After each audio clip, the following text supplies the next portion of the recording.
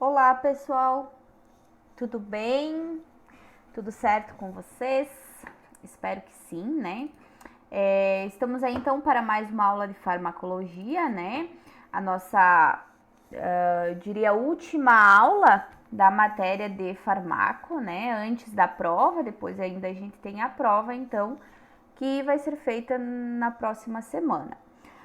Pessoal, hoje eu ainda quero abordar com vocês, conforme vocês têm lá na apostila, alguns medicamentos. Obviamente que não dá pra gente passar todos os medicamentos, até porque a carga horária da matéria ela é uma carga horária um pouco baixa pra gente passar tudo o que tem para passar para vocês, né? Mas justamente por isso que a matéria é noções de farmacologia, então a gente tenta passar o principalzinho aí para vocês, né? Eu sempre digo que vai muito do aluno, vai muito do interesse do aluno. Então, vocês têm que buscar além. A apostila tá aí, vocês podem ler.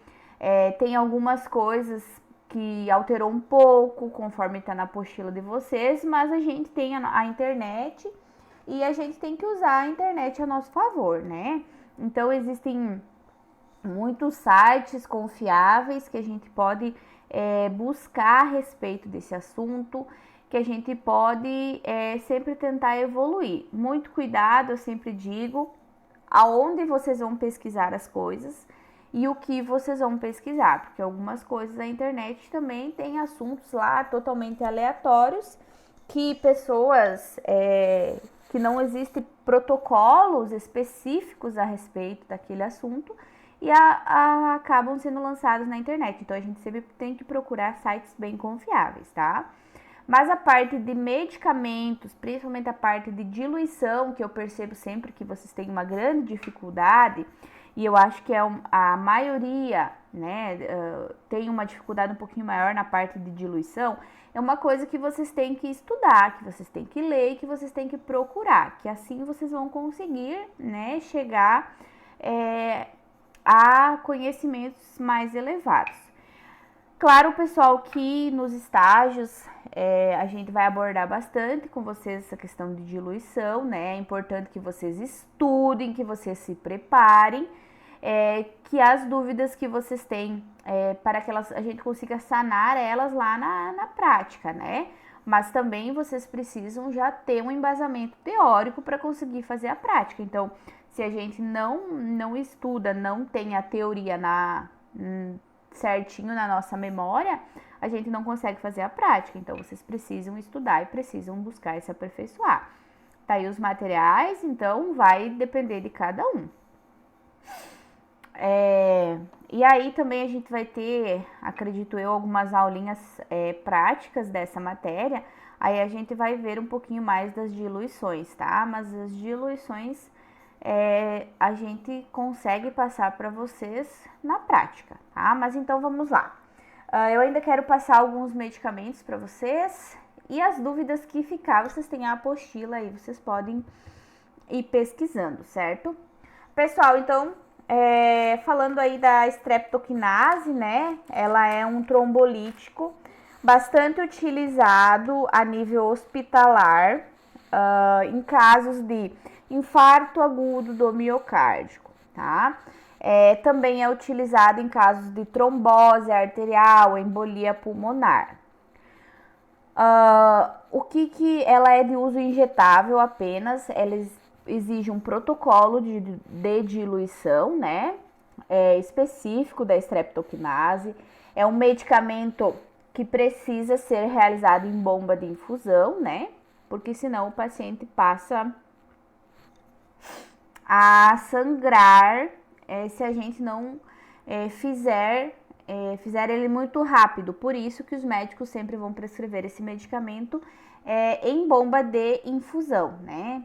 Para que seja realizado com um gotejamento bastante rigoroso, para que a gente consiga desobstruir, então, desfazer, a grosso modo falando, esse trombo que se formou aí na coronária do paciente, como no caso do infarto agudo do miocárdio, e ele tem uma revascularização aí do músculo miocárdico, tá?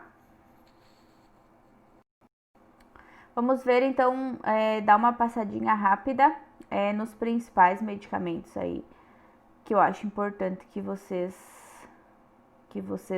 saibam, né? Óbvio que existem realidades, eu já falei, acredito para vocês, que dependendo do setor que vocês forem atuar, vai ter alguns medicamentos que vocês vão ter mais contato, outros medicamentos que vocês vão ter menos contato, né? Por exemplo, se vocês forem atuar numa UTI, vocês vão ter contato, grande maioria, com medicamentos endovenosos, medicamentos que são aplicados, a grande maioria em bomba de infusão, porque eles precisam de um controle mais rigoroso. Geralmente, o acesso desse paciente para a via endovenosa vai ser um acesso central, ou na jugular ou na subclávia. Então, é diferente de vocês trabalhar, por exemplo, lá no pronto-socorro, que muitas vezes vocês vão aplicar medicamentos por via intramuscular. Vai ter as emergências médicas, que vocês vão aplicar o medicamento geralmente em bolos, né? Porque no pronto-socorro vem muitas emergências, então na grande maioria das emergências os medicamentos eles são feitos de forma pura e em bolos. Se vocês forem trabalhar numa atenção básica, por exemplo, vocês vão utilizar bastante medicamentos menos complexos, digamos assim, bastante medicamentos por via oral. Alguns medicamentos por via endovenosa, muitos medicamentos por via intramuscular. Então, vai depender bastante do setor que vocês vão trabalhar para vocês terem contato com os medicamentos. Se vocês forem trabalhar, por exemplo, no setor de pediatria, vocês vão aprender muito e vão ter que praticar muito isso, a questão da reconstituição do medicamento e diluição do medicamento, porque as doses geralmente vão ser bem menos do que no adulto. Então, o que a gente passa para vocês aqui é uma noção, mas como eu sempre falo, vocês têm que ir buscando sempre se aperfeiçoar, tá? Continuando aqui então, a fenitoína, muito utilizada, ela é um anticonvulsivante, tá? Antiepilético. É utilizado então nas crises convulsivas, geralmente o paciente faz uso, aqueles pacientes que têm crise convulsiva constantemente acabam fazendo uso da fenitoína, tá? Daí por via oral no domicílio, mas ela também tem por via intramuscular e via endovenosa, tá? Minto, só tem por via endovenosa. A fenitoína só tem por via endovenosa. Geralmente, pessoal, então é aquilo que eu falei pra vocês, ele vai fazer uso lá no domicílio dele, né, como de uso contínuo, que a gente fala, ou então, durante uma crise, ele pode chegar lá no pronto-socorro e o médico pedir para fazer uma fenitoína nesse paciente por via endovenosa, diluidinha daí, né? O que mais? Nós temos também o fenobarbital, que é bastante conhecido como gadernal, né? É utilizado como antiepilético, anticonvulsivante, né? E ele tem um certo poder de sedação. O gadernal, pessoal, o fenobarbital, ele é bastante utilizado em crise convulsiva em crianças, tá? Não que o adulto não utilize o gadernal também, mas ele é mais comum ser utilizado em crianças e vocês vão perceber isso no longo da carreira profissional de vocês também, tá? Então, ele tem por via oral, né? Geralmente aquelas crianças que têm crises epiléticas, né? Que sofrem de doença epilética, que tem crises convulsivas, digamos que rotineiras, aí faz uso do gadernal por via oral. Ele tem comprimidinhos e tem gotas também.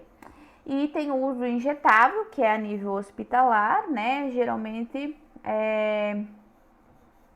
ele também é diluído, muito utilizado quando as crianças fazem aquele pico febril, assim, que aí faz uma febre muito alta que causa crise convulsiva devido à hipertermia, porque a febre, a hipertermia exacerbada em crianças desencadeia uma crise convulsiva devido a esse pico febril. Aí utiliza-se o fenobarbital para diminuir essas movimentações tônico-clônicas que a criança apresenta, tá?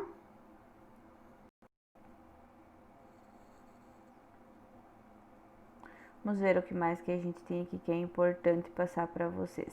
A furosemida, ele é um diurético antihipertensivo, vocês vão utilizar ele por via endovenosa, muito a nível hospitalar. A furosemida geralmente é feito puro na via endovenosa e também tem ele por via oral, que geralmente é utilizado para quem vai trabalhar na atenção básica, vai dispensar muita furosemida e vai ver muitos pacientes hipertensos utilizarem a furosemida. Geralmente ele é associado com outro antihipertensivo, por exemplo, captopril ou algo nesse sentido. Então, o paciente hipertenso geralmente utiliza a furosemida, que ele é da classe dos diuréticos, associado a outro medicamento antihipertensivo, então, tá? Também, então, aí por via endovenosa, geralmente é feito ele puro, então, na veia do paciente, tá? Gentamicina é um antibiótico antibacteriano bastante utilizado para infecções graves. A nível hospitalar, vocês vão utilizar muito, principalmente quem trabalhar no setor de clínica médica. O uso dele, a genta, que a gente fala, né, a gentamicina, mania de ficar dando apelidos para os medicamentos, né. Então, a gentamicina, que é um antibiótico, ela é feito apenas por via injetável, tá? Geralmente, a forma mais utilizada dela é endovenoso, ele vai ser diluído em sorinho de 100 a 250, tá? O que mais? Glibenclamida é apenas de uso de via oral, é um antidiabético oral, né? Principalmente aqueles pacientes que não são insulino dependente, então faz uso de metformina associada com glibenclamida, que a metformina também é outro antidiabético, né? Hipoglicemiante de uso oral. Então, a glibenclamida é bastante utilizada para aqueles pacientes que são diabéticos tipo 2, geralmente a gente chama do diabetes adulto, né? Aqueles pacientes adultos, que criança geralmente vai ter o tipo 1, a diabetes tipo 1. E faz uso contínuo lá no domicílio desse paciente, tá? Nós temos também a glimeperida, que é outro tipo de hipoglicemiante. Que também tem apenas de uso de via oral, então na atenção básica vocês vão utilizar muito. A glicose, pessoal. A glicose, né? Nós temos a glicose na concentração de 25%, de 50%. Essas duas formas, elas são ampolas, em formas de ampola, e vão ser injetadas, diluídas, geralmente numa solução glicofisiológica ou numa solução de glicose 5% ou ainda puros por via endovenosa, tá? A glicose, ela só existe de forma injetável, certo? Então, pessoal, quando que a gente utiliza a glicose? Nos casos de hipoglicemia, quando o paciente está com 30, 40, 50 de HGT, de glicemia, né? Por exemplo, um paciente diabético que descompensou ou utilizou muito insulina, ou está descompensado porque não está utilizando certos medicamentos, ou ainda que ficou muito tempo sem se alimentar, eles tendem a fazer uma hipoglicemia, né? Baixar a glicose, a concentração de glicose na corrente sanguínea. E aí, através do HGT, que vai medir a concentração dessa glicose, a gente consegue verificar quanto está essa glicose. A partir daí, o médico vai prescrever quantas ampolas que ele quer que faça de glicose e é ele que vai falar para você se ele quer que vocês façam puro, que é uma das formas que pode ser realizada, aspira numa seringuinha de 10 ml e injeta na corrente sanguínea do paciente através de um acesso venoso, ou então dilui numa solução glicofisiológica ou numa solução de glicose 5%, que são as formas de sorinho que a gente tem, tá? Então, a glicose ampola existe na concentração de 25% e 50%. E a glicose solução, frascos maiores, ela existe na concentração de 5%, tá? De todos os tamanhos de solução, né? Que a glicose hipertônica são as ampolas, glicose hipertônica de 25% e de 50%. E a solução de glicose é a 5%, então, tá? Que daí são os sorinhos de glicose, certo?